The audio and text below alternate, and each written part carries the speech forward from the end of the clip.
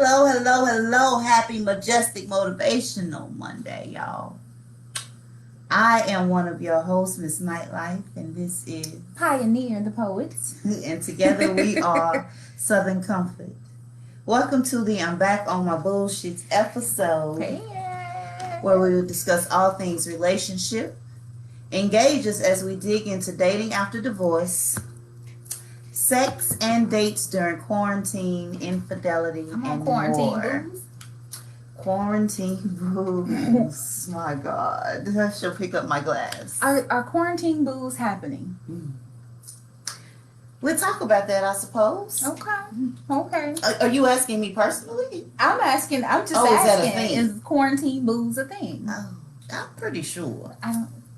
Yeah. I'm pretty sure. I'm quite sure. I'm pretty sure. So, Pioneer. Hey, What's girl. up, Hey, girl. Night? Hey. How you doing? How are you tonight? I am great. I'm great and glowing. Great and glowing. I'm great and glowing. I like it. It's just great and I glowing. know. Such good words today.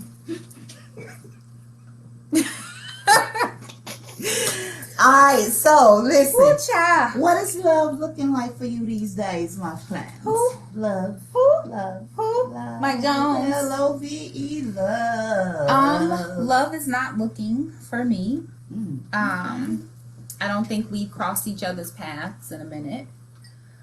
I was adamantly and vehemently against love. Mm-hmm. I wouldn't say that I was bitter, but I was a bit of a cynic. Okay.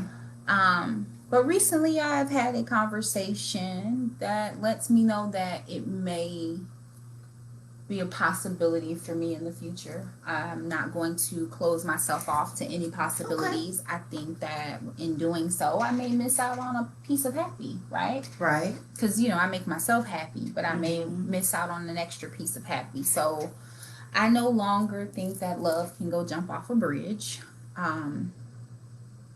But it still needs to stay across the street from me right now. Like, we ain't beefing like we were beefing. But we aight. Okay.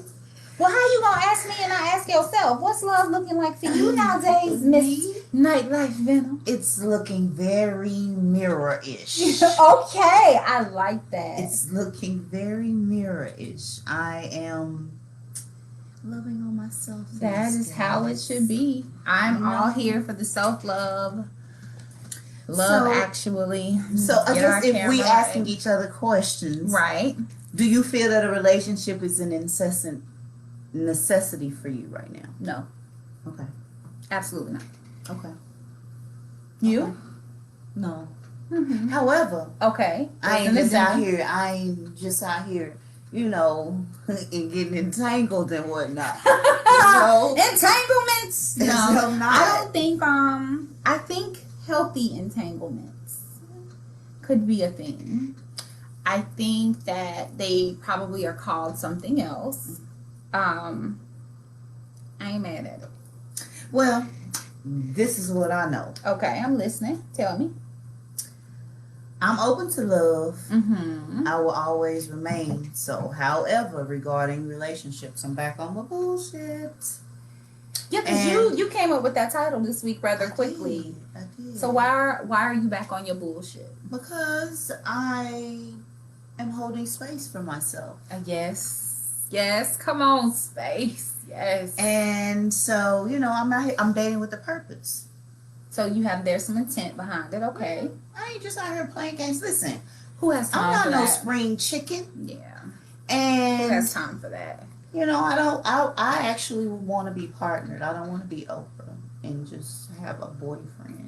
Like Oprah. Girlfriend. What did I say? I'm going to be in there with your obituary as your little friend. It's my little friend. It's a little friend. So, but I'm out here. And so my mantra at this point is because I'm dating with a purpose.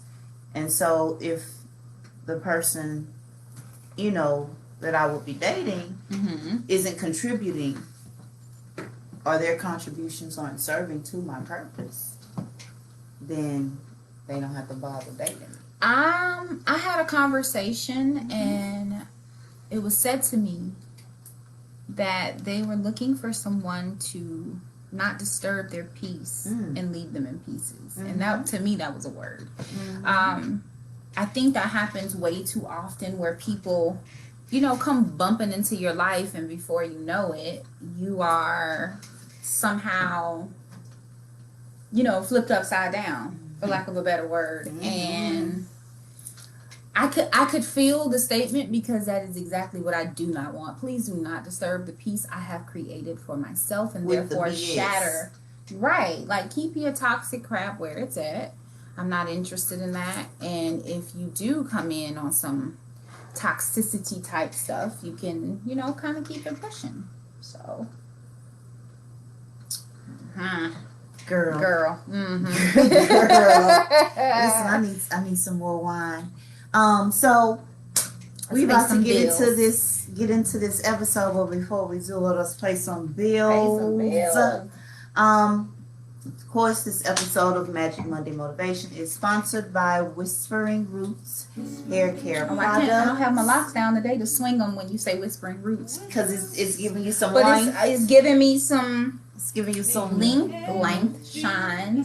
My hair is hella healthy. It smells amazing. So shout out to Whispering Roots. We swear by your products over here. And thank you for being such a wonderful sponsor. Yes.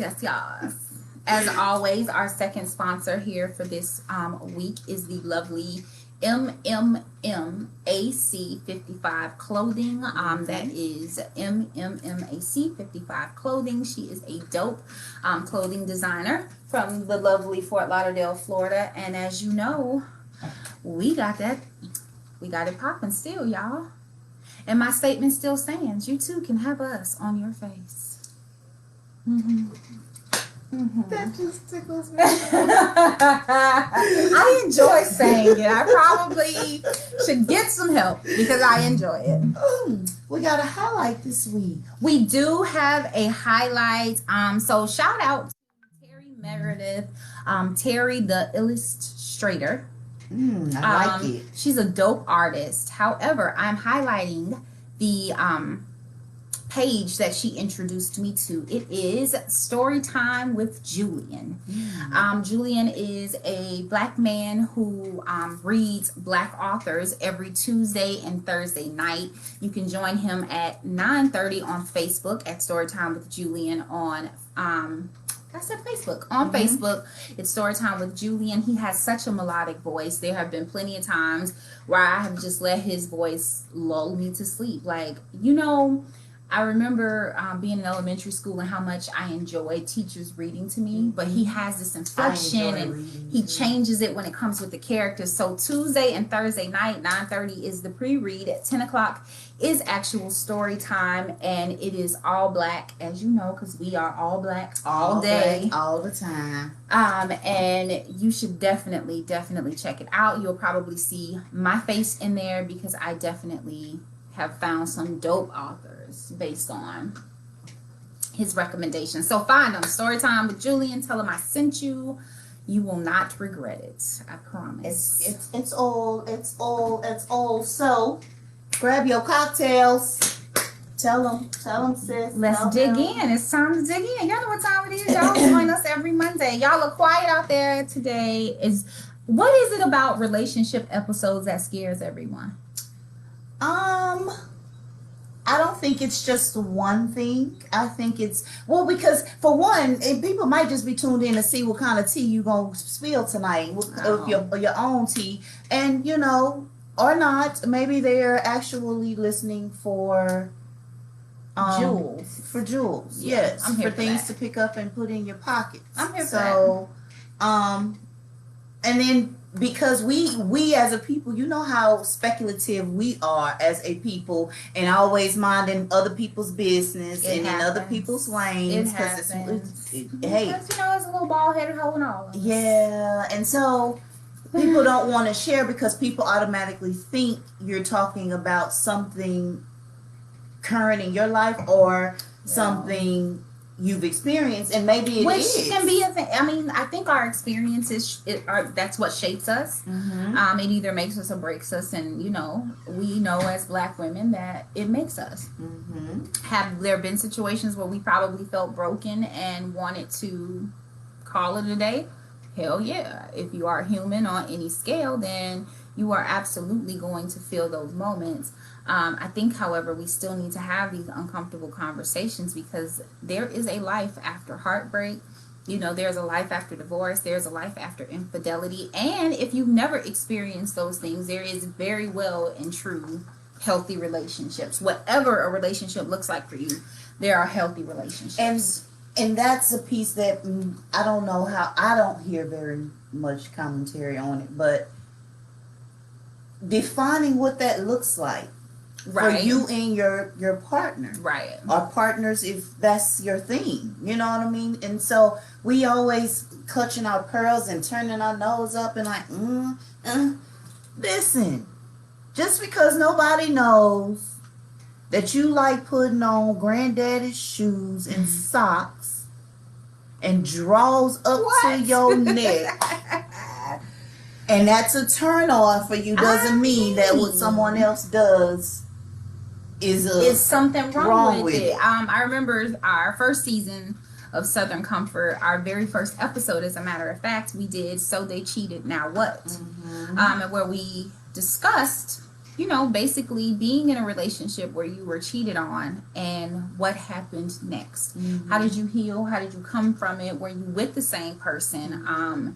And we got a lot of good responses from that because a lot of people were actually able to say, yeah, I was cheated on, but I stayed, and either A, it got better, B, it didn't, and I'm still trying to figure out how to get out of it. Whatever the case may be, it resonated with people because in some form or fashion, whether you were the cheater or cheaty, is cheaty a thing? I feel like I made that up. Poetic license, thanks. You have some sort of story behind it. Of course. So. I mean, listen, you can't, if you've lived in this life, if anybody that is tuned in tonight has, let me take my glasses off when I say this. Come on, get in. Dig in. Ever been not cheated on? Oh, I'd like to hear. I would love to hear. I would like to hear. Now, is it that you've never been cheated on, or you never know that you've been cheated on? Well, that's part of the conversation, isn't it? I mean, because I would like to know. I would like to hear from somebody. So let me preface this by saying, before I get in, because I get. Come on, statistics. It's not even that today. I'm kind of like in my fields. I don't even do the whole fields thing. Just give me the facts. But is there a new moon happening? I mean, yes, it is. I enjoy that. Okay. So listen, if love isn't the religion you practice, then this conversation may be overwhelming. And if it is such, we can talk about it privately. And so that's for those people who don't like to correspond about a thing. Right. You know what I'm saying? So, I'm going to talk about myself. I'm here for it. I may join you. I may, you know me. So, I spend the majority of the time with myself. I'm absolutely in love with her. So when you ask me, what does love look like for me? And I was very mirrorish. that was authentic, okay. I learned so much sitting with myself because I sit in my shit. Yes, as uncomfortable as it may be. And that's another aspect that's important that we never really talk about. People like to flit. You broke my heart, so I'm going to find something else that doesn't break my heart to kind of help me get over that heartbreak. You have to sit in those moments. It's imperative to your own healing. It is. And just as it is imperative, it's important to decide when it's time to get out, because I'll tell you what, I had an experience. I had a heartbreak. Okay. And I was, young and in the space. And I was asked the question, so you're here, are you going to stay here? And I'm not thinking about that. I'm thinking, Poe me, Poe this, and I should have this, and yes. It makes you question everything about yourself, about what you're going through. So, okay. When she asked me that question, Tiffany, if you're listening, I love you. Hey, Tiffany. I was like, oh, like the Leo, it doesn't take much for the nail to come out, And so I'm like, no, I'm not going, And so then I began to learn and understand about assigning power. Oh, right? That's a word. Yeah. It's been important that I learned. Me sitting in my shit, it's been important because I learned. Because I had these revelations, I learned that everybody that puts you in shit is not your enemy.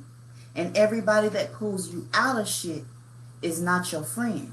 Well, ladies and gentlemen, that's it for me today. I'm going to go ahead and leave. What? Are you... I'm just... So please, enlighten. Well, okay, so I learned that from, I don't know, a parable. I don't know what they call them. I should totally know, but I don't. Yeah. But I'll tell you a story. Okay. A little grasshopper is going through a field. Okay. Hopping, going by. Minding its business. Yeah, just living its little grasshopper life. Okay.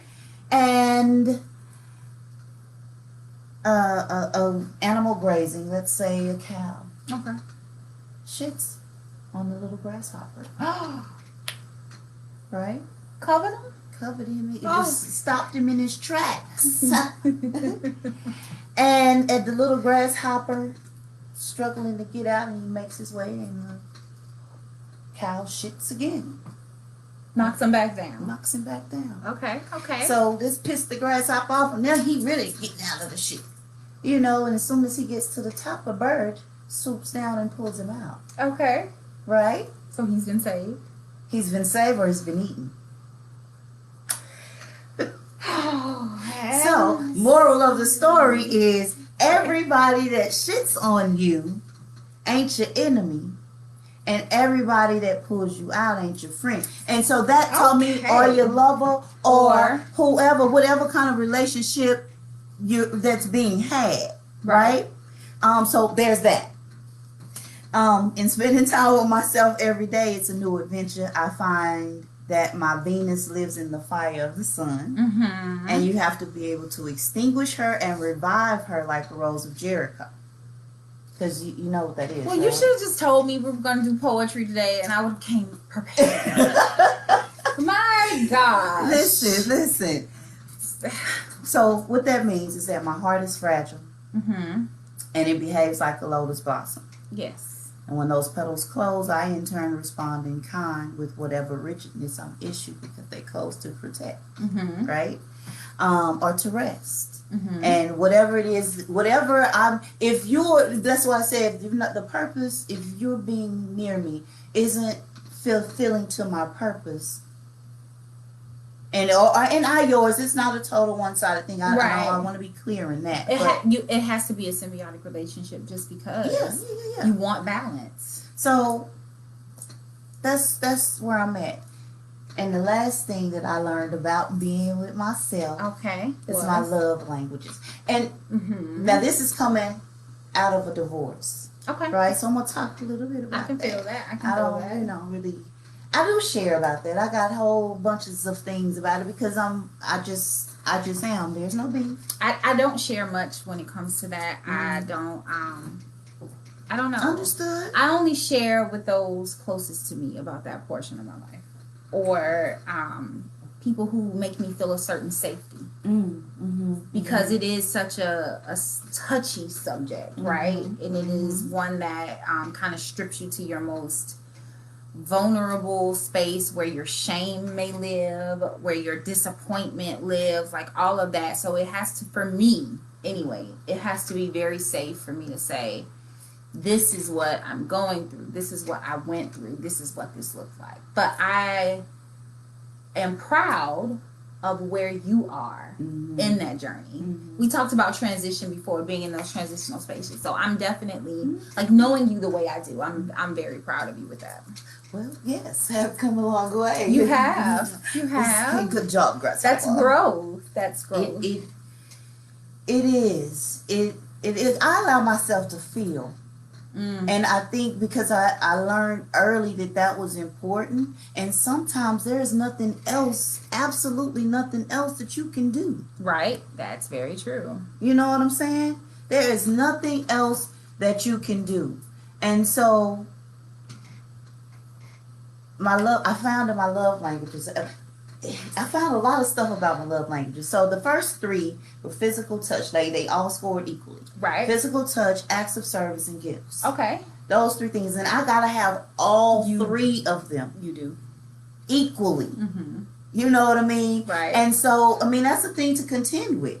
Because not everybody can do that, or that's, or even willing to. Yeah, and that's cool. That's fair. If you tell me your love languages and I'm making an effort to speak your language, you have to make an effort to speak mine, because otherwise we cannot have a conversation. Well, that's the purpose. Like there's no flow. There's nothing that we can really do, because you're speaking to me in your language and I don't understand that. You have to speak to me in mine as I speak to you in yours. And it has definitely caused friction, rifts. Yeah. Yes.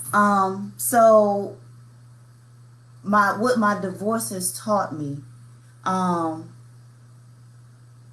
is that all of my languages have to be spoken. If they all aren't spoken, then it spells trouble. And I also learned that communication, which for me is at least 90% listening and 10% talking, is absolutely critical. And as a Black woman and lover of Black women, I know that being listened to for me is the most intimate thing that you can do. Girl, say that again. You know what I'm saying? You want to know how to get to my heart, how to really get me going, make me into you? Listen to me. And not just that cute little, oh, okay. Yeah, don't me. No, really listen to me, engage. Because like I said, if I'm sharing it all, I feel a certain safety. But I'm also the person that the minute that safety is gone, I'm not telling you nothing else. Child, you ask me the weather and I tell you to go outside and check it, because I'm not telling you. It literally, you have to, that is correct. So just Jay, that is all, says people often focus on the hearing. They do. People don't understand what active listening is. People listen to respond. People don't listen to hear and act when it's time, or to even know if there's a need to act. They hear something. People these days are easily offended and sensitive, and Well, I've been sensitive all my life. We talked about that. No. And then that's fine. But if you're going to be sensitive, don't expect me to allow you to be sensitive, and you can't allow me to. It should absolutely. Wait. Hey. Wait. I appreciate bluntness. However, here's my addendum. It should be done tactfully. It should be done tactfully. And if you understand my love language, you are going to be blunt, but you're going to speak it the way I receive it. Well, of course. That is the way that things work. I mean, that's magical. I'll say that. It is. That's also magical. Rare. I'm learning that it's a rare trait. Everybody ain't got magic. Everybody ain't got it. No. That's what I'm saying. So that takes a special kind of knowing. Right. A special kind of acceptance to yourself. Right. And so, yeah. So for y'all, because we just talking to each other like, we ain't got nobody. We family, like, hey, cousins. You may express your affection to your significant other regularly. I was reading today in a group, because I'm in several groups, and a young lady was talking about how her and her partner were having issues sexually. And the partner's like, she doesn't feel comfortable initiating, and so then she's not initiating. Basically, nobody's initiating. So nobody's having sex, because instead of us communicating about this and kind of having a discussion, we're just going to dance around. Well, I don't think that they've danced. According to what she said, I don't think that they danced around it. I think that they ain't dancing at all. No, but there's some other things going on that she disclosed, and so I said, okay, well, then maybe the conversation needs to change from sex. Sex is a very spiritual thing. For me. It should be. Sex is an exchange of energy. Yes. And I don't think people understand the ramifications that can happen when you exchange energy with the wrong person. But it's low vibrational, because if that's the only way you can speak to me, I just want to show you I love you. Let me, do your, do your little love. You know what I'm saying? Flip it, rub it down. Oh no. But to me, if that's the way that you choose, that's so vibrational. Sex is a very spiritual thing to me, and it starts with listening. You know what I'm saying? It starts with a conversation. It starts with an active conversation. Yeah, and more than one. Yeah. I always say sex is two things. It's either going to be the emotion or the act. Mm-hmm. And a lot of people can't differentiate between the two. It's okay for it to be an act. That's fine. If that's how you operate, if that's how you want to get down, then cool. Let it be the act. But if for you it's the emotion, you have to make sure you are unpacking what comes around that emotion. For you, if sex means that you now feel, deep feelings and love and all this stuff, that's cool. There's no way that somebody should discount what you add to it and the way you feel about it. I think, however, there should definitely be a conversation with yourself first before you engage sexually in any way. And you know how that conversation should go? This is exactly what should happen. Well, let me hear it. The heart and the pussy have a conversation. Wait a minute. What are they saying to each other? They are saying, okay, pussy coming up the stomach. Hey, I'm listening. We not connected. Mm-hmm. What happens and feels good down here doesn't mean that it is good for what's happening up here. Mm-hmm. Stay in your lane, bitch. That's the conversation. Okay. And so, I mean, it's hey, you can do whatever. And I'm just saying, you're right. I agree. That's me agreeing with you. That just needs how the conversation. But I like the way you described it. I think mine have probably had that conversation with each other a few times. They blame like Bloods and Crips. It happens, but if we go back to sitting with yourself and having those conversations with you, and then loving on yourself, because if they beefing, then you're gonna get caught up in it. Like August and Jada. You have to God, how did I say this? You have to thoroughly love yourself so much that you understand a person is not for you from the minute they say hello. You just know it. We have another comment.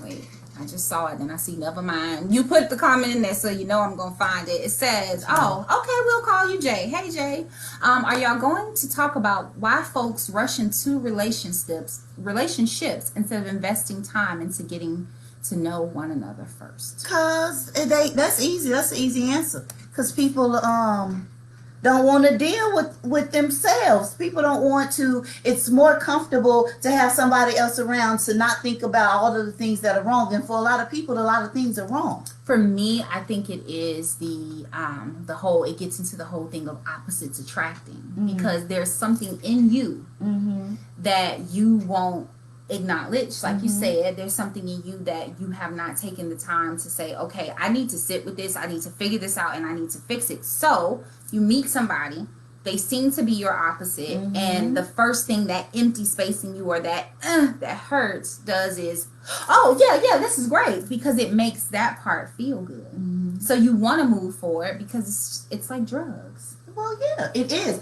Which is during sex. Since we're talking, I'll keep talking about the two of them. During sex, with the endorphins and all that stuff that are feel released, good that are released, it's like heroin. Studies have been done that shown that your brain in that moment is very responds like it would on heroin.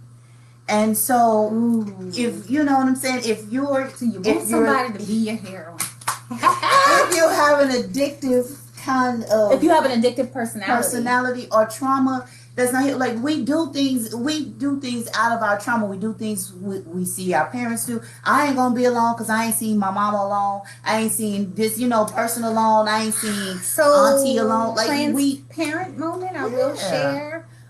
During my whole split and divorce, yada yada yada, it was addressed to me that it didn't matter if all I had to put up with was a little disrespect, if it meant that I wouldn't be alone. So, in essence, you're saying that being disrespected, disregarded, being treated like shit, basically, is better than being by your goddamn self and happy. It's better than being by yourself and happy and healthy and whole. For a lot of people, I will literally be the lonely cat lady. But who says, look, people pay? That's what I'm saying. We taking on other people's shit. Who said being alone was a horrible thing? We need connection. I enjoy sitting by myself. I enjoy I literally, there are times where I crave physical connection. I crave companionship. Yes, ma'am. But baby, when I get to my door and I open it up and it smells like me and it looks like me and I can go in and I can be quiet if I choose to. I can read, I can write. I enjoy me. I do. I absolutely enjoy me, and I enjoy me as a whole. I enjoy me in parts. So I'm okay being by my goddamn self. Like, it's not bad. It's not some sort of curse. Honey, if you see me and I'm walking down the street with my dog and 14 cats, mind your business. I'm happy. I don't see the problem with it. I don't either, but, like I said, we like to mind other people's business. And I'm definitely not going to rush into a relationship or any of that. Our own. Your insecurities, our own, your unresolved and that you've never talked to, those insecurities will lead you into some situations that you can't figure out how you got there.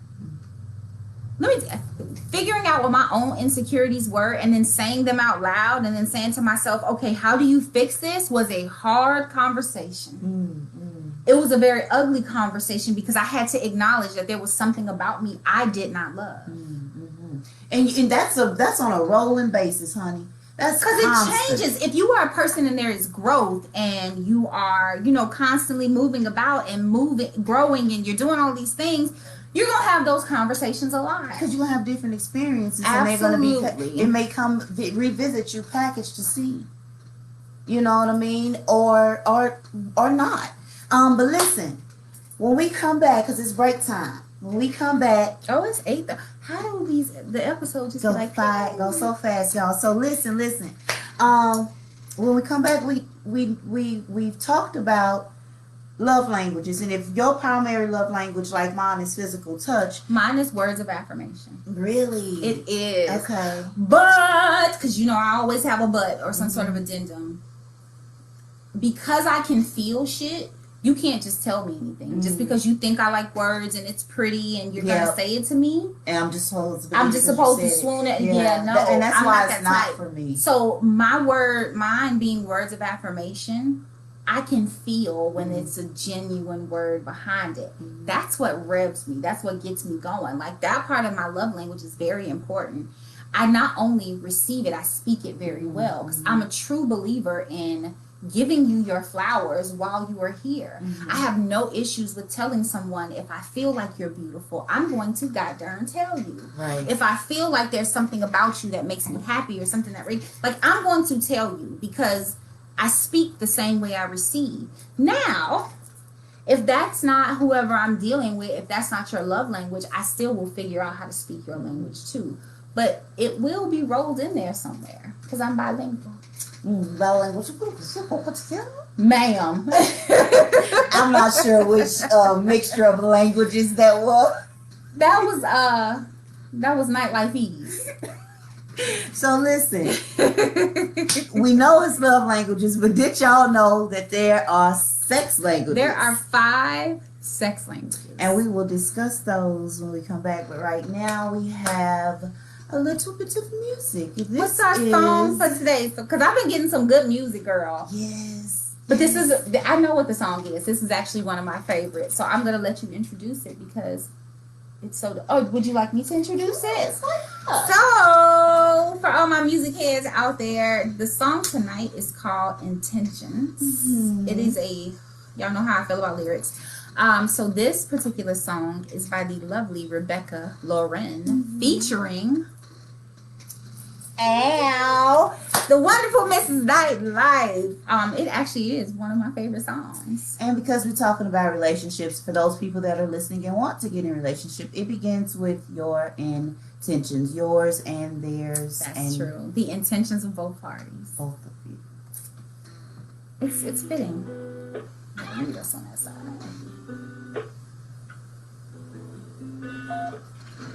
Okay, and then turn that one up. So, as you know, Facebook Live, you are now on our Blog Talk Radio side, so you all get the pleasure of not only hearing the song with us, but engaging us in conversation while that goes on.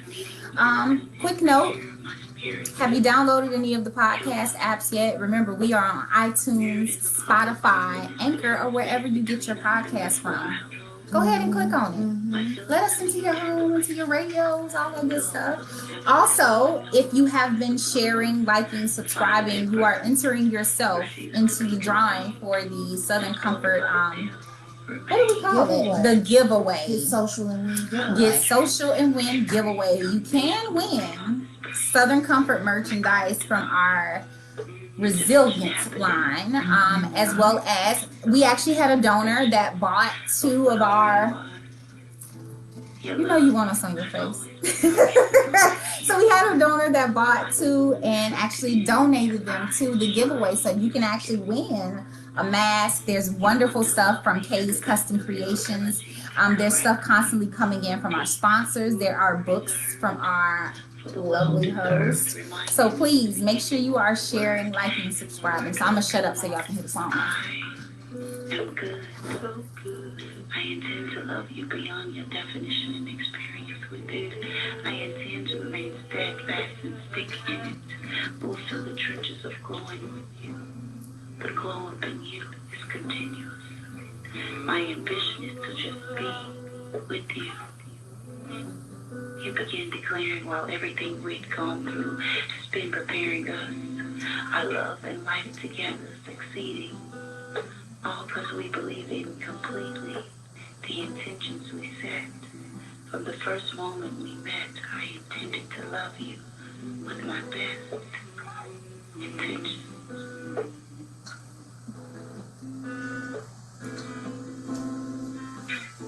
I know your load gets heavy, but I got the strength of 100 men. I can hold us steady, yeah. Even when you can't stand. Oh, yeah. I wish you moved long before the earth was formed. See, you got a storm inside of you, but she's so still. I love this. Do I have this one downloaded? Is it on sober? So I don't have it downloaded. You have to send it to me. Can I ease your fears? Can I be with you? Can we make a house or home? Can I share my dreams with you? Can we be?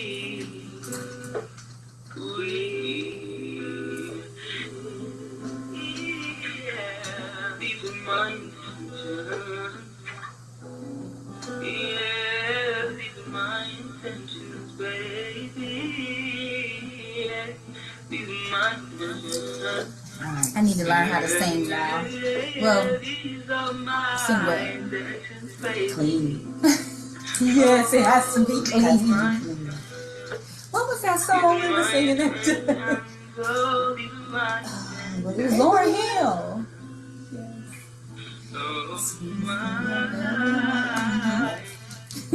Y'all, please trying to do something. As you know, we do our own promo videos, and we were doing a promo video. We had the great idea to sing. I was down. I was ready. And then it happened. Then we weren't ready. A note came out. And it wasn't clean. What was that in the key of? Oh, no. Oh, yes. Flat. So that was Intention by the beautiful Rebecca Loren and my wonderful co-host, Miss Nightlife, wonderful poet extraordinaire, author, motivational speaker, and partner in blog. Yes. So listen. Let's get into these sex languages. Let's get into... honestly, I should have known, but I didn't.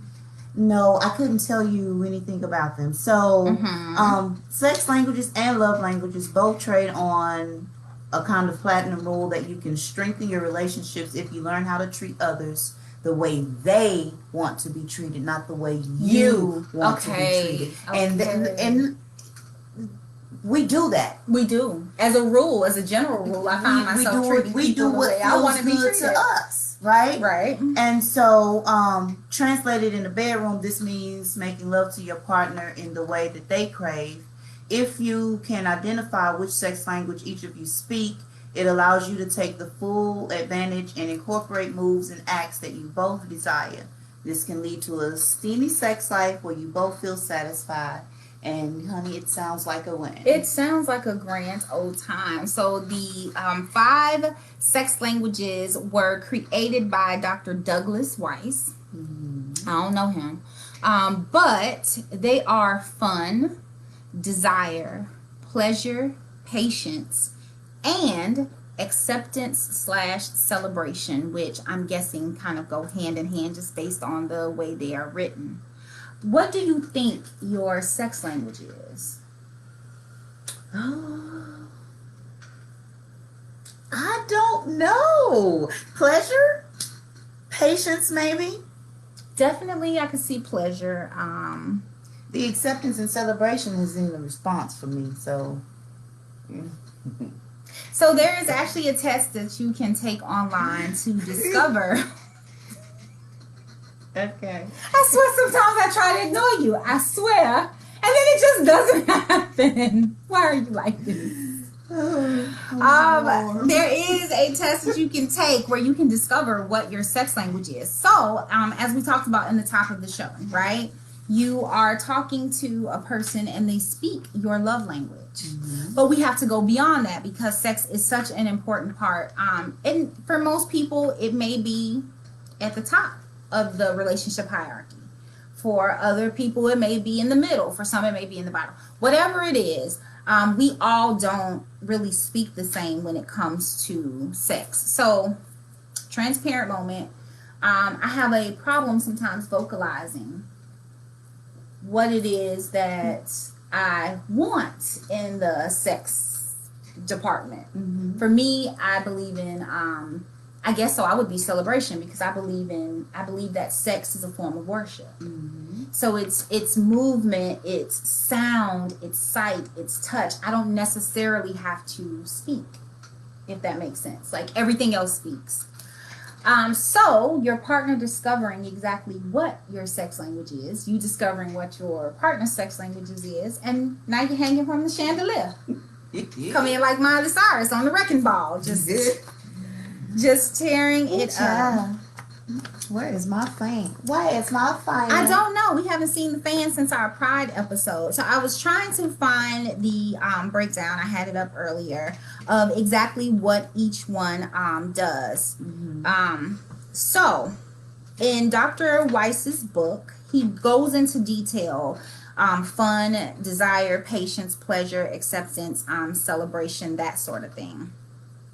So I'm going to give a quick little synopsis of what it is. So the first one is fun. Okay. So the fun sex language person's pleasure is accentuated when you mix fun with sex. This person is going to enjoy spontaneity, various locations, and creativity during all phases of sex. Are you fun? You know... So I think I can be fun. I don't like, you know how people get off on the whole notion of I'm gonna have sex in this odd place, and if I get, you know, the thrill is not getting caught or almost getting caught. I don't find that sexy. Only because for me, comfort is such a big deal when it comes to sex. If I am uncomfortable, I am not having fun. Right. Okay. So the notion of the cops walking up, it bothers my spirit. I know, like, and you know, some people, for them, that is their language. They love that, but that's not mine. We can take it right on to the Airbnb and be okay. On the patio. On the patio. Safe. Either on the deck in the backyard, somewhere where there is at least a thin veil of safety. I can't just be out here all willy-nilly, child. I got up in Union Station. In the bathroom, or with my titties on the dang thing. I can't do that. We're not doing that. I would totally do that in like Colorado. You would get an Airbnb up in the mountains, like where there's nothing but snow. Like that's a thing. That's cool. Because you're inside. There's a thin veil of safety. Well, you know, but even if you went outside, you're not going to be in the middle of the street busting it wide open. Listen. So you know, you go somewhere where it's safe. Number 2, the sex language is desire. So the desire sex language person's sexuality is heightened if they feel pursued and wanted. Yes. Mm-hmm. They love you planning their sexual time and encounter. Oh no, don't. But you going back to fun with the spontaneity. Well, then I'm both. So you might be a little mixture, which is, I'm quite sure, perfectly okay. Even some people with love languages, there is no clear cut, like, you know, there's always some sort of mixture, which is why with the love languages, a lot of times it's taken with the Myers-Briggs, because your personality also influences that love language. Absolutely. Absolutely. Okay. So their pleasure is you really wanting them sexually. So that's desire. Yes. All right. You see that? You see that a little bit? All right. What's the next one? So sex language 3 is pleasure. Okay. So if your partner's sex language is pleasure, they will want to learn how to please you. They want to experiment as to what gives you the most pleasure during a sex act. They're exploring, and being explored takes sex to another level for this person. Yes. Pleasure I can see, because they said nothing about us having to talk about it. It's literally, I think there's something amazing and fun in the trial and error of learning a person. Like, you know, and I listen, I believe in consent, y'all. Get your consent before you start touching people. But during that, even consent can be pleasurable, because a nice whisper, is it okay if I touch you there? Is... I just made you warm, didn't I? It makes a difference. So be sweet. Be sweet. Be intentional, but be respectful. You know, listen. You know, some women like that old rough and pull my well, hair. y'all like a little aggression. You can pull my locks and, you know, do a little bite Yes, you have to be intentional with your woman. Why are we like this? I don't know. So sex language 4 is patience. Okay, let's see that. I'm interested in that one. Slow it down. Take your time. And a lot of time are some of the mantras of the patience sex language. This person enjoys massages and gentleness during and after sex. Let me tell you something. For me, patience can take number 1. No, not for me. I enjoy gentleness and softness. I do too. I enjoy slow, and I do too, but sometimes, you know. Well, every once in a while, you need a little. It's more than once in a while. You need it. You know, let's just. So with your partner, what your sex language, they would have to speak and understand the mood that you're in and what language needs to be spoken at that time. Because sex is fluid. Yes. Sex is very fluid, and I think that a lot of people don't acknowledge that sex is fluid. So today, I may want you to pull my hair and, you know, smack my butt cheeks and, you know, and all that. Tomorrow, I may want you to softly touch me. Yes. And, like, really breathe me in. I started studying tantric sex a while ago because I enjoyed the notion of, you know, really getting to know your partner intimately without reaching climax. So breathing each other in. Like it takes a certain vulnerability to be able to stare into someone's eyes. Yes, and yes. Let's, exchange this energy without actually reaching, like, the desired goal for most people when you have sex is to come or climax or whatever you call it. But in tantric, you deny yourself that. The ideal goal is to get to know your partner on a deeper level of intimacy. Deny yourself this for listening, active listening. Deny yourself the big finish for as long as you can. Like, I've read where some couples have gone months. And oh my God. You engage with each other sexually often, but when you get to that space where it's about to finish, you stop.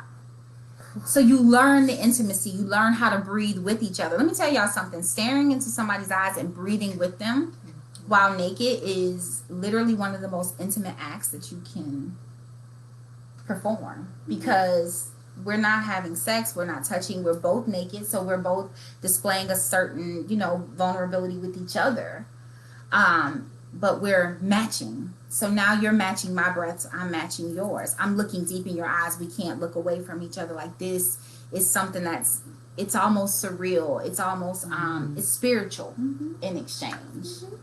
It's funny that you say that, because I wrote, I've just developed a 2-day workshop called I'm listening. Tantric Touch and Tea. Yes. And so I'm planning, when things open up. When the world ain't broke no more. Are you gonna do a retreat with couples? Yes. And yes. And it'll be a 3-day retreat. So we have a few comments. One I want to address says, sometimes you just grab them, do it, and get consent after y'all done. No, don't do that. Don't do that. You can get consent prior to and still grab them and do it. I believe that society has a problem with consent because people feel like there should be some sort of access to someone's body just because there's some sort of interest there. We talked about those toxic traits in the past. It takes nothing to say, is this okay? It takes nothing. Just get you some permission before you go to grabbing and throwing folks around and all that other stuff. Another comment says, tantric is spectacular and scary. I imagine it could be. Absolutely, because again, you have to literally strip yourself down. Yep, that's a level of trust and safety. Trust and safety. Those are both high on the very high on the. So sex language number 5. Acceptance and celebration, which I was interested to see because it sounds like when you pray, there's always the acronym ACTS. So it's adoration, confession, thankfulness, and then submission. And this is in the acceptance. This is just prayer. So when I got to the 5th language and it was acceptance celebration, immediately my mind went to that. Like, you've literally gone through this whole take it, that's going in the bloopers. Oops. There's always one. It's always one in the bloopers. So sex, acceptance, celebration. The person who has an acceptance, celebration, sex language wants to know you and accept, wants to know you, accept, and celebrate all who they are. During every phase of sex, they want you to appreciate all they are to you, not just their body or sexually. Being valued makes sex more satisfying for this person. So then, that's the thing for me. That one would probably be up there, 2nd or 3rd. It's at the top. It's definitely at the top. It'll definitely be 2nd or 3rd. It's at the top because you have to, if you're engaging with somebody, you got to be okay with how you were carrying on. Hey, so listen. let's keep this show going. So I would be interested to hear from the comments. As always, you know, you can always email us at soulcomfort19@gmail.com. Tell or us. you can call us and share it yourself. 515-605-9706. Press 1. Let's talk. I want to hear if you have ever explored your sex language, or if I've said something that kind of made you go, oh, that might be me. Let's talk about it. Like, that's why we're here. That's why we have these conversations, because know thyself. Yes. Know thyself, because, you know, to thine own self be true. To be true, because otherwise you'll find yourself crunched up in anybody else's definition of who they think you Listen, you ain't gonna fold me up like a chair and think I'm gonna enjoy that. So now, let's talk about dating during quarantine. Let's talk about quarantine booze. Let's take a moment of silence to those of us who entered the pandemic booed up. But after spending countless days, hours, minutes, and seconds with someone, you have found that you don't like them very much, or you don't like who you are with them. So let's have a moment of silence. Okay. Hi. If you're like many of us, okay, single during a damn pandemic, and you're ready to apply this newfound knowledge about your love and sex languages, however, you're not really sure how to safely do that, know that dating is a complicated and often clumsy dance, even in the best of times. Add in mask wearing directives, social distancing, and fear of a highly contagious virus for which there is no cure, and you get, well, an awful lot of people going out and doing some version of dating anyway. A survey found that nearly 1 in 4 Americans between ages 20 to 31 broke quarantine to have sexual contact with someone in April, when stay-at-home orders were at their peak. When they were like, we wasn't even open up in phases, and y'all was sneaking out for your little appointments. Listen. Tinders, and what's that one you swipe and somebody's in your vicinity or something? Girl. So how should you navigate a date when you're not sure if a kiss goodbye, let alone an in-person rendezvous, is on the table? Certain dating apps are trying to ease the process, which we'll get into at the end of the show if we have time. But the dating apps are trying to address it. And so they found that still meeting up in person in any physical contact, be it a touch on the arm or sex, requires a pretty candid conversation and 3 servings of trust. Trust of yourself, trust of them, and trust of the truth in its purest form.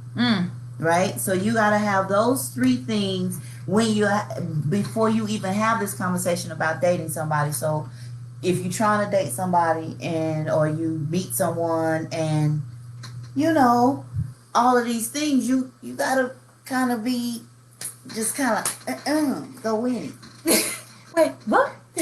And so the first thing you want to do is make no assumptions. Okay. Some people are only comfortable with video dates, and others are more direct, asking for proof of your COVID test or an antibody test results, and suggesting that both parties get tested before a meetup, especially if they live in an area where testing is free. So, fun fact, just random as hell, catfishing, which, you know, of course was popular, and then the TV show actually made it go down some. Since quarantine has happened, catfishing is up about 80%. Say, well, how? People are at home and bored, have and nothing getting to relationships, do, and getting virtual relationships, starting virtual relationships with people out here being whole ass, not just a representative, but whole frauds.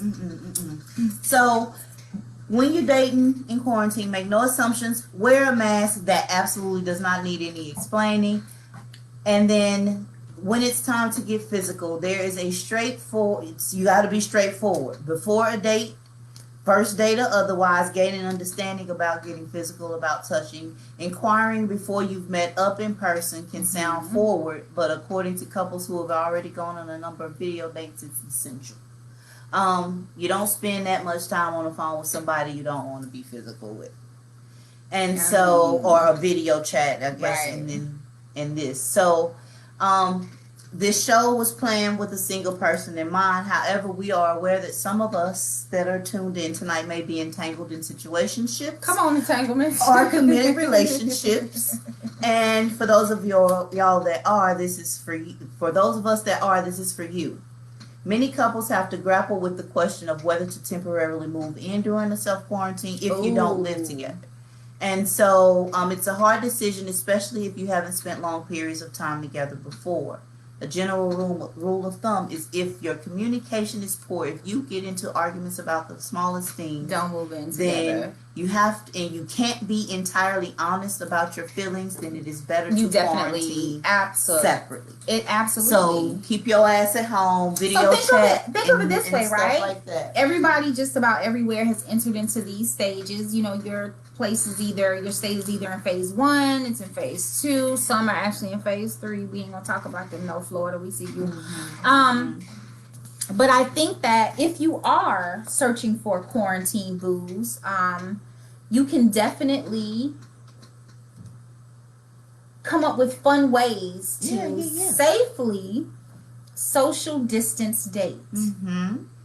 So social distancing has brought out our creativity. It has. You know, it's brought out, people are doing things they never thought they would do. People are making businesses, like all sorts of stuff. So I think that you can safely quarantine date. It's going to definitely test your creativity and how you interact with people, especially if you like the person. You're going to figure out a way to date them. Yeah. Nice little picnic in the park. Yes, you know? and that's you. Yes, you just yes, girl. Picnic dates in the park. There's actually a black-owned company here in the DMV that creates these like really fancy ones. Whoa! Where they set up a tent, they give you a table, they set up. They show up and do they cook for you and everything? I didn't find that part out, but I'm almost certain they have some of that option. I mean, how would they not? So, you know, yeah, do all of those things. Make dates, go out, and if you decide to have sex, do it only if you are both asymptomatic. If it's, you know, have that conversation. And if you do decide to quarantine with your significant other, the question of whether it's safe to be sexually intimate may come up. Experts say it's generally safe, but you know we can't take the experts seriously because they can't get it together. They still arguing about the dumb stuff. But I mean, if y'all in the space together, then I mean it makes sense. Makes perfect sense. So you know, if you feeling sick, avoid other people. Listen, COVID. Don't be ashamed. People are catching it pretty quickly. If you feel sick, if you think you may have it, please do not try to still be thotting and bopping all through the land. Stay home and get well. Like, we are going to be here till 2023 if y'all keep it up. Like, it's okay to sit down. It's a song that came to my head. I was about to start singing it, but it might be offensive, so I'm not going to sing. Oh, okay. Yep. So I want to move into... now I'm going to talk about trauma. We have a caller, yes. You got a caller. Before I bring our caller in, the other part of this is trauma. We spending a lot of time with ourselves, and so when I say I'm sitting in my shit, I'm, you know, examining what things I've identified and possibly could be traumatic to me, and I'm grabbing them by the face, and we, you know, doing our dance. Absolutely. Right? You know?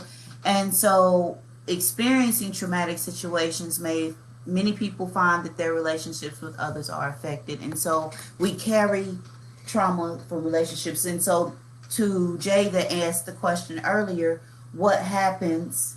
Why do people keep rushing into relationships? It's because of that trauma. I just recently learned about trauma bonding. Like, you can very well have trauma and bond with somebody through that, thinking that that you're saving them. By saving them means you save yourself. You save yourself, yep. I think generally people rush too, just for a whole consensus of not only do they not want to be alone, but they meet somebody and they're so afraid that somebody's going to go bopping off with somebody else that they just want to quickly hold on. Like, let's be together. Let's do this. Let's do that. Instead of slow walking everything and getting to know that person. That way, if red flags do come up, or green flags come up, because green flags are actually a thing. But if you have red flags, you can address them and really sit down and understand if it's a hard pass for you. If it's a red flag that you be like, yeah, no, I don't deal with that at all, you get a chance to disengage because you haven't jumped into this relationship. Well, consider this. Consider cheating. Consider the trauma that comes with cheating. Sister and hoe. Let's talk about it. Let's talk about it.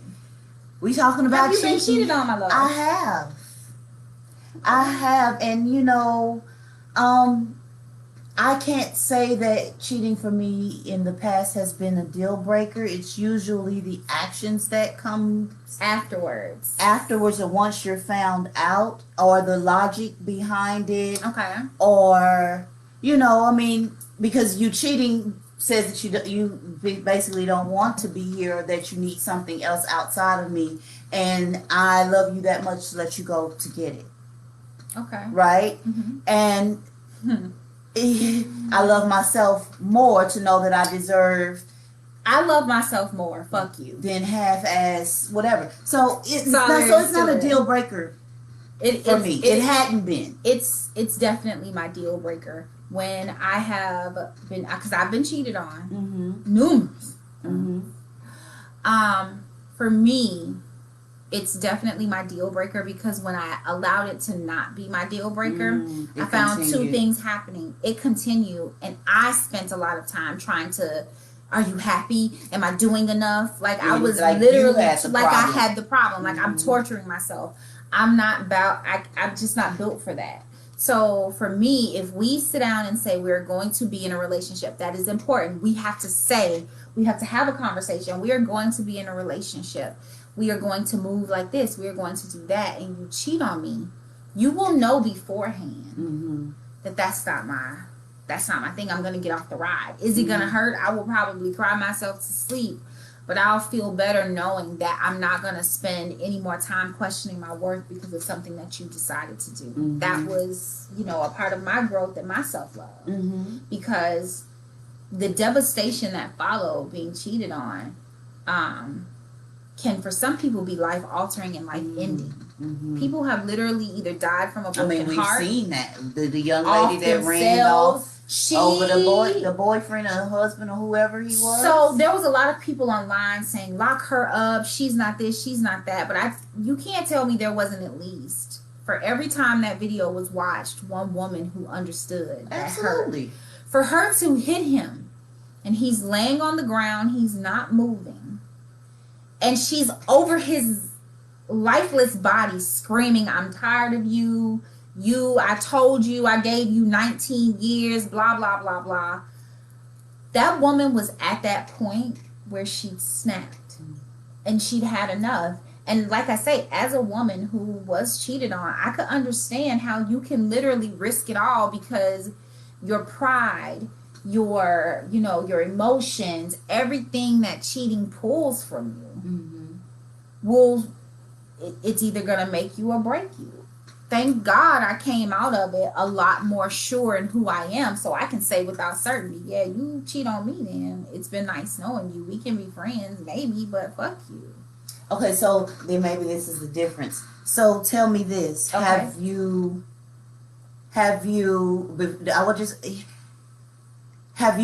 been the cheater?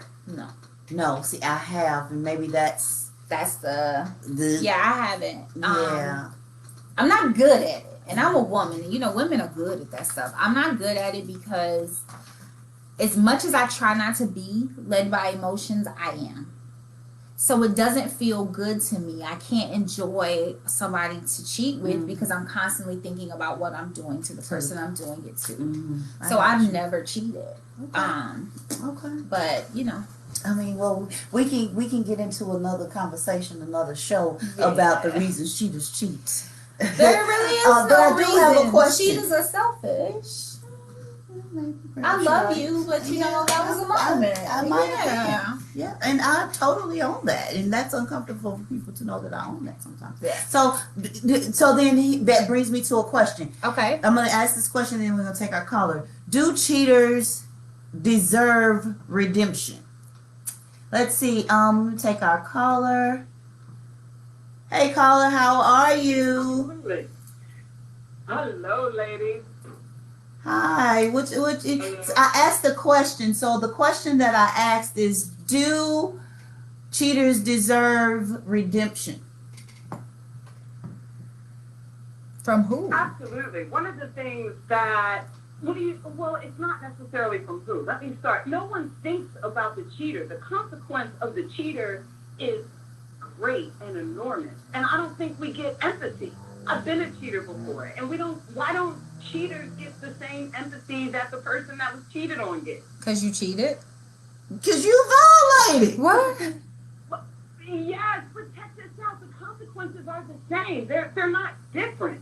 I have the same sort of trauma as being a cheater that a person who was cheated on has. And so you deserve. So let me hold on, girl. Let me understand. So you're telling me. So what you're telling me, because and this is all in fun and love. But what you're telling me is that you've caused the fucking storm, and then you are upset about the rain. Is that what you're saying? Are you kidding me? That the rain. No, I'm not. What I'm saying is that a cheater doesn't have an ear. A cheater doesn't have any. No one's empathetic about like the fact that I just dishonored the person that I said that I loved. Like there's a huge consequence that comes with that. Okay. And it's not done lightly, and it's not done easily, and it's not done without consideration or thought. Doesn't necessarily mean that I'm this like selfish bad person because I cheated. You know what I mean? Like I had I've had consequences from being a cheater. But nobody wants to hear about that because I was the one that caused the rain. Well, God damn it, it was the time for the weather. It's the fucking season. Oh, I'm sorry. I'm so sorry, lady. It's the season, and it's a raining season. You know what I'm saying? So, yeah, it rains. Well, if you want to go play in the rain, then you play in the rain by yourself. How is that even fair or logical to develop a storm or bring in a storm that the person didn't ask for? You play in the rain by your damn self. Absolutely. And I'm not taking anything away from that. I'm not saying that. So, but that's what I'm saying. You want celebration for... You want celebration for dancing and having to dance in the rain.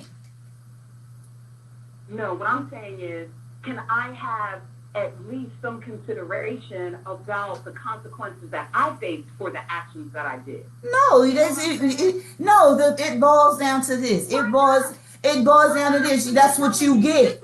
So, caller, that's what you get. Down, girl. So, caller, let me understand.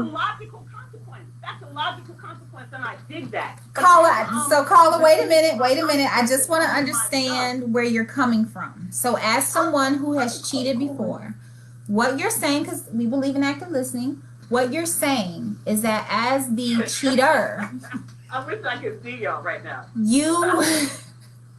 You would like someone to sympathize, empathize, hear you. Okay. Yeah. So my question to you then is, why? Why do you deserve an ear? Why do you need to be heard? So you consciously made a decision to step outside of your relationship. You knew that you were violating a boundary and that you were going to hurt whoever you were involved with. And in that hurt, this person now has to carry whatever it is that left on them. But and what I'm saying, you want to not only play perpetrator but also victim because you need an ear to do what? For people to hear why you cheated? The ear isn't necessary, right? It is wonderful, and I would love to have that, right? But that's not necessary. What I'm saying is that you're absolutely right. I made those conscious decisions every step of the way, because the thing about it, what most cheaters won't tell you, is they plan to cheat way before the act. You know what I'm saying? Like, it happens way before that. And the reason why I cheated in that particular situation that I'm speaking of is because of my insecurities and my inability to communicate effectively what was happening and what was going on, right? So Okay. a dark place already started the cheating. And then I cheated, got the consequence that I knew I was going to get, right? Got the consequence, but then I didn't realize the spiritual ramification of that. Okay, I can understand that. Who I am. I'm not a. I can understand that, but do you believe that within all of this, I'm going to say you're reformed based on the way you're, kind of going on and about, that even in your redemption, you somehow give up parts of that because of the damage that you have done to whoever you cheated on. You can't piss on my leg and tell me that it's raining, right? So you can't cheat on someone and then expect them. You can't cheat on someone and expect them to not necessarily hear you out, but give you a nice little there as you cry because you now have a consequence. We're not two. Oh, come on, that's not what I'm saying. Okay, well, help me understand. Okay, what I'm saying is that the only people that would relate are other cheaters, right? And I can't go to other cheaters to stop cheating. Why not? There's an anonymous class for that. There is I mean, it's like Alcoholics Anonymous. There are groups specifically that are support for cheaters because y'all need an ear apparently. Apparently, like, it's legit. Okay, this is the long and short of what I'm saying. Okay. Right, is I absolutely love your show. I think you guys are doing a great job. Oh, thank you. But I also feel like, but I'm just saying that we get beat up on as cheaters and we don't have the ability to move on because we have this stigma fastened to us. And it's like, no, like, yeah, I cheated. I got the consequence for it. And, like, allow me to do different, be different. That doesn't happen. I don't have the same opportunities as you have because I cheated, and that's not fair. Did you say that's not fair? So Yeah. Because the bottom line is you can cheat on me and it not be physical. You can cheat on me and it be an emotional affair. You can cheat on me in so many different ways. You can cheat on me with time. You know what I'm saying? But we don't talk about that. Like, if I'm, like, in a relationship and I don't get the time that I need and you give that time to someone else, that's a form of cheating. But it's supposed to be okay. But here's the thing. No, it's not okay. It's not okay at all. That's where communication comes in at. Actually, one of our listeners who is actually listening to you says that's ego. She fails to remove it to be heard or understood or even to speak to other cheaters. Remove the ego and change your habits. Okay. Let me ask. So, and then that's it. I'm just supposed to remove my habits and then, like, I'm just discarded as, like. So let me ask you this. This is and it's a touchy subject. Cheating is a touchy subject. Very much so. Let me bring another touchy subject to you. You said that basically you feel like it should be forgiven, that it shouldn't basically be railroaded or constantly reminded, correct? Or that you have to, in some way, feel that you're dealing with the consequence of the cheating, right? Even if you change your ways, correct? Or no? Yes.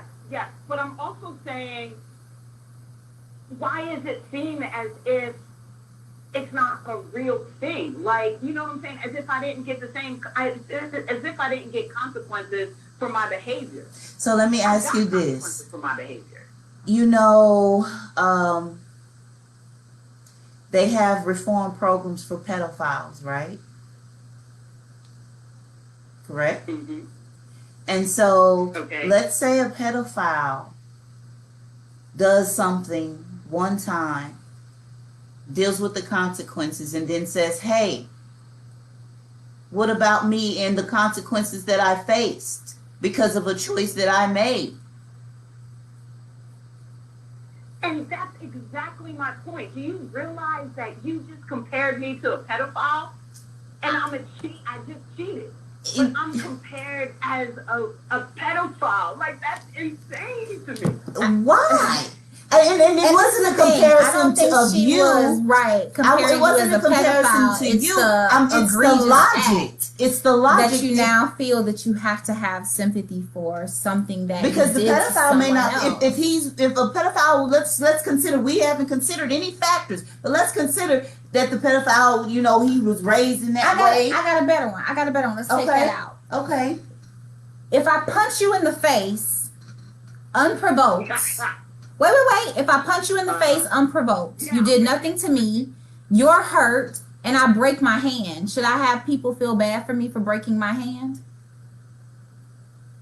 And I'm not for breaking your hand, but for what happened, the consequence of it. And I'm not saying sorry. See, there's a difference between being empathetic and sorry. I don't want anybody to feel sorry for me. I'm a grown woman. I made the decisions that I made, and I stand by those decisions, right or wrong, and I'll explain either side. What I'm saying is empathy. I'm saying people after this, especially women, after this, they can't get into the hole with me because they can't identify. Because, oh my God, you just disrespected a black woman. It's like, come on, man, come with me. You can't really see where I was coming from. I'm just talking about being empathetic. I'm not a victim. I don't want to be, I don't want anybody to feel sorry for me because my hand is broken. But I want somebody to understand what got me to the place to hit you. You know what I'm saying? And break my hand. And then because I let's go shoulder to shoulder and like fix this shit. Okay. So, yeah, like, who child? All right, ladies. Caller, we so appreciate. We appreciate you all. your call. I hope you have reformed yourself. Please send us a message on Southern Comfort. Yes, send us an email because you should have called at the beginning. You should have called at the beginning of the show. Listen. Well, you guys weren't talking like you got into it at the end. You know what I mean? And I'm telling you, there's a lot of cheaters out here that after we cheat, I'm telling you, there's nothing like that darkness. After you've hurt someone to their core or took something from them, like I'm telling you, the spiritual consequence is like none other. All right, caller.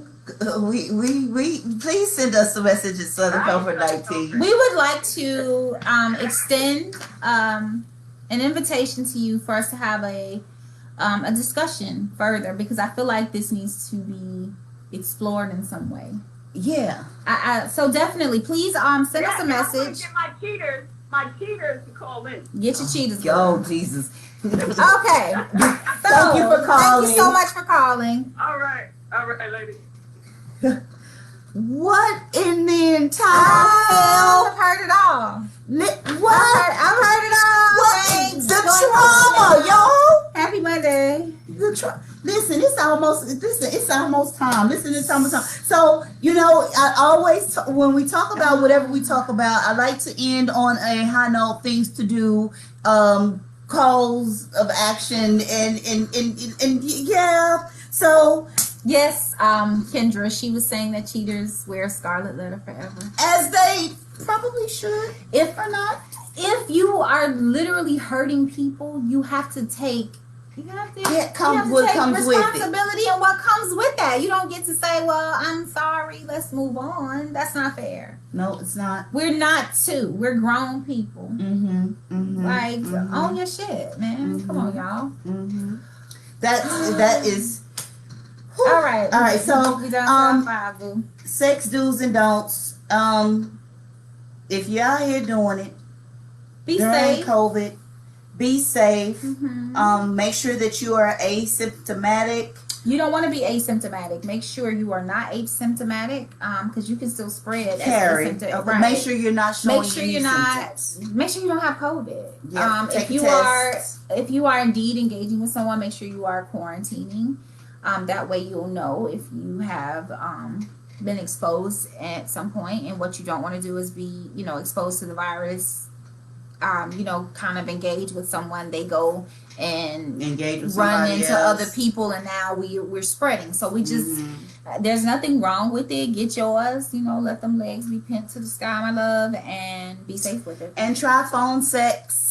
Phone sex is a healthy alternative, or masturbate together. Oh, via video, FaceTime and masturbate together. I mean, even if you decide to meet up and you're in that space with that person. I mean, I want to sit. You sit over there. I'm gonna sit over here. And try tantric. Without the touch. Yeah. But right now the safest sex is with yourself, so don't be having sex. Do you know what time it is? What time is it? You know what time it is? What time is it? Do you know what time it is? What time is it? It is the bald-headed hoe shit. Bald-headed hoe shit. Get it, bitch. Bald-headed hoe shit. Shout out to our UK friend, Miss Sandra, who recorded our Bald-Headed Hoe segment. It was her birthday the other day. Well, happy birthday. It was her birthday. So happy birthday to you. And we thank you for Bald-Headed Hoe shit. So who is our Bald-Headed Hoe today? Our Bald-Headed Hoe for the day of the week is Pastor John Gray, who is accused of cheating again for the third time. His wife has experienced quite the shame, and because everybody's gonna say it's her fault, of course. Yeah, well, not only that, he keeps apologizing to his church and to his congregants. But what about his wife? He not apologizing to her? He keeps cheating. So he ain't sorry, is what I'm hearing. He was accused of FaceTiming his alleged mistress, who goes by the name of Mary. Man. Oh, the irony. He's a pastor? Yes. And the mistress name is Mary? Oh, honey, the irony. The irony. He sends a video, one of the FaceTime conversations. In one of those videos, it says he appears to be complaining about his wife's lack of cooking and appears to have his son confirm in conversation to Mary that he eats pizza every day, and it says it's because that's how things go when ain't nobody cooking. Look, you round butterball, Jesus pushing peddler. Take your fat ass Wolf in there and cook in yourself. sheep's clothing. I'm so sick of he want his mama. Maybe that's why he would marry. I want to marry an older woman. Julie. The third video appears to show that John Gray was discussing a $200 bet in which he offers to allegedly cook a Southern meal, brisket included for his alleged mistress if she win whatever this bet was, that he was a better cook, I guess. He says that these allegations are false and that the videos have been distorted and taken out of context. Nigga. Did people have receipts? Did you put your married penis in another vagina that wasn't your wife? Well, does that even matter? Did you carry on an emotional relationship? Listen. That didn't even, I don't even think Y'all that make mattered. me tired. This whole notion of you cheated because the person that you were with somehow did not do something that you needed to do. If y'all don't open them raggedy ass mouth, the way y'all be opening y'all mouth to holler at people who are not your people, you should open that same mouth and talk to the person that's your person, so you can do one or two things. You can fucking fix it, or you can get the fuck on. Stop walking around here cheating the hell on people and then leaving all of this destruction in your wake. And now people are trying to rebuild themselves because you decided, that she can't cook? Bitch, if you don't get in there, order some oodles and noodles, DoorDash, Uber Eats, you better call Sister Johnson, your mama, somebody. Either way, you, sir, are a bald-headed hoe and nobody likes you. And on that note, make sure y'all subscribe to our YouTube channel. Make sure that you follow us across podcast platforms everywhere. Mm-hmm. Make sure that you share our videos. Make sure that you register to win. Get social and win. Y'all better win this stuff before y'all start seeing me popping these videos with it. Because let me tell you something. The beautiful shirts from Kay's Custom Creation, I'm going to be rocking them. 10. As you know, I love a good t-shirt. So don't be mad when you see me with it on because you didn't want to win it. I'm just saying. So, listen.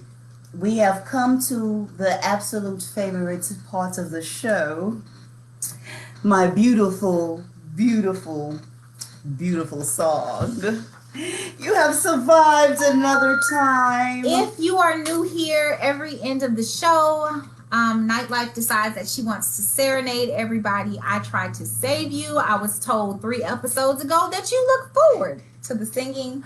So now I let it happen. I just lay there and let it happen. Listen, I don't have a microphone, and that will be incorporated into this segment of the show. Just wait for it.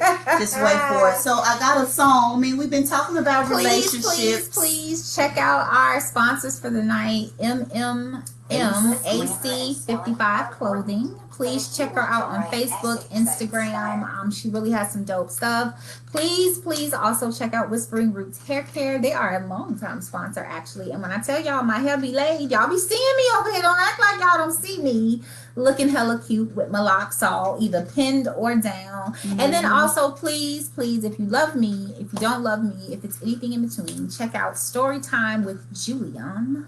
And that's Julian, spelled just like it sounds. Please check him out on Facebook. You can actually like his page. Go ahead and get you some good Black authors on Tuesdays and Thursday nights. Let somebody read to you. Let them take your mind away. It's a good deal. Very responsive group. It's actually quite amazing. And this one's about to start singing. Hello. Is this what I think it is? Let me tell y'all something. This is Shirley. If Shirley ever called me, I'm cussing Shirley the hell out. You might not know who I am, but the reason I called you is because that's all. I was going through my old man's things this morning, and I happened to find your name and number. So woman to woman. I don't think it's being any more than fair to call you and let you know where I'm coming from. Let you know where I'm coming from. Now, Barbara, anyway, I don't know how you're going to take this. Whether you be cool or come out of a bag on me, it doesn't matter. Have you ever been the barber calling the Shirley? No. Okay. So we the think man you're in love with is mine. From the top of his head to the bottom of his feet. Why would you The want bed him? he sleeps in and forever piece of food he eats. I'll make it possible. That's that boy's mom. That is definitely his mama. Pay the note every month. And she thought this was a good idea. That's what I'm saying. She thought Mary and John. Mary and goddamn John. So anyway, we thank you all so much for watching. Please turn on your notifications so you'll see us go live on Mondays. Like, share, subscribe. If you have a story, if you want to talk to us, please.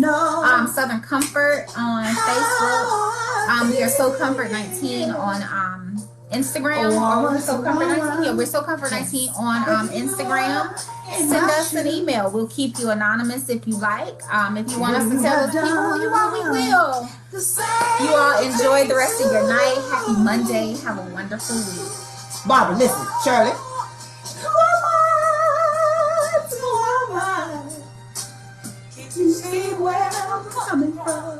Y'all have a wonderful night.